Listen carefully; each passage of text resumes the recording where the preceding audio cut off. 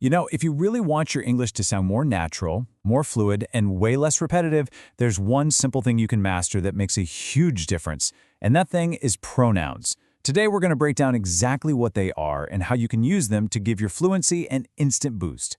So let's just start with a really simple example. Take a look at this sentence. Ram is a teacher, Ram is very kind. Go ahead and say it out loud.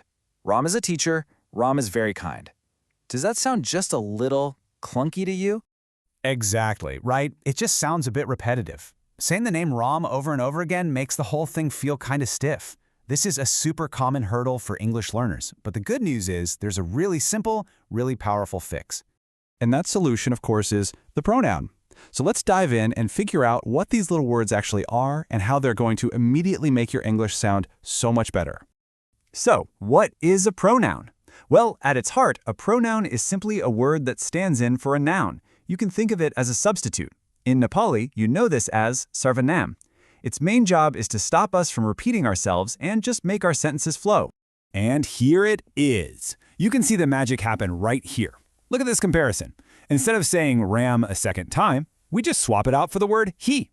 Ram is a teacher, he is very kind. See that?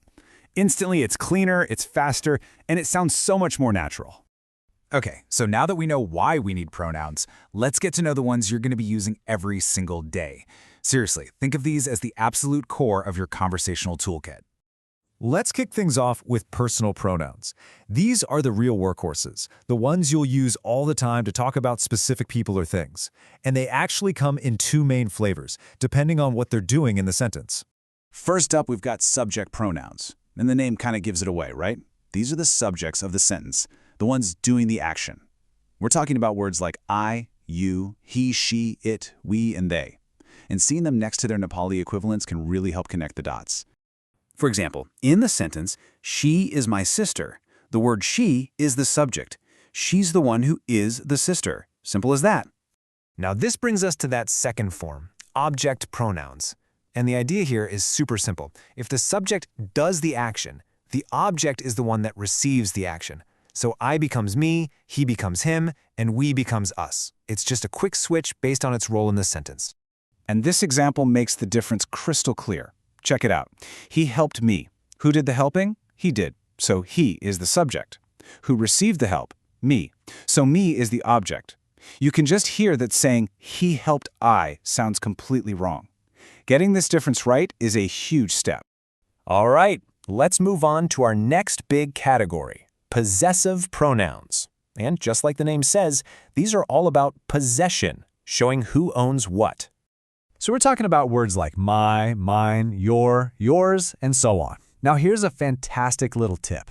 Words like my and your always come before a noun, like in my car. But words like mine and yours can stand all by themselves, like in the car is mine. It's a small distinction, but it makes a big difference. So for instance, this is my book. The word my clearly tells you who the book belongs to. It's so much smoother than saying something awkward like, this book is the book of me. The pronoun just makes it quick and clean. Okay, so we've covered the everyday heavy lifters. Now let's look at a few more types of pronouns that are more like specialized tools in your toolbox. You pull them out for very specific jobs, like pointing at things or asking questions. First up, we've got demonstrative pronouns. And the easiest way to think about these, they're your pointing words. You use them whenever you want to point something out. And the great news is there are only 4 of them. This, that, these, and those.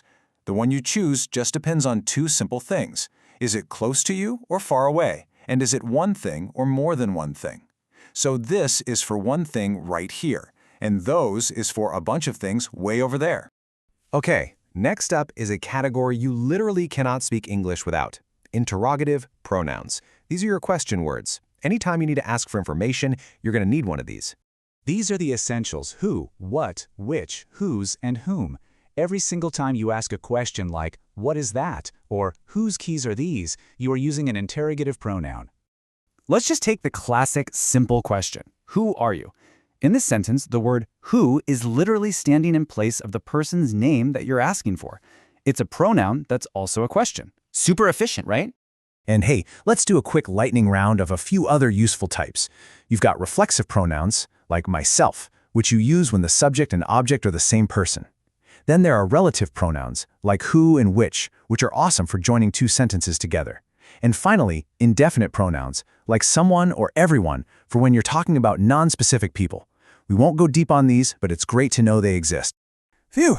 Okay, we have covered a lot of ground. But let's bring it all back together and talk about why getting this one thing right is so important for your journey to fluency. So if you only remember 3 things from today, make it these. Number 1, pronouns replace nouns to kill repetition. Number 2, because of that, they make your sentences shorter and so much clearer. And number 3, and this is the big one, using them correctly is one of the fastest ways to sound more natural, which in turn gives your confidence a massive boost.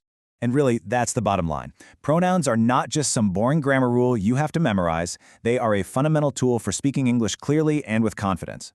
Keep practicing with them, listen for them when other people are talking, and I promise, you are going to see a huge difference in your own speech. I really hope this helps you on your journey.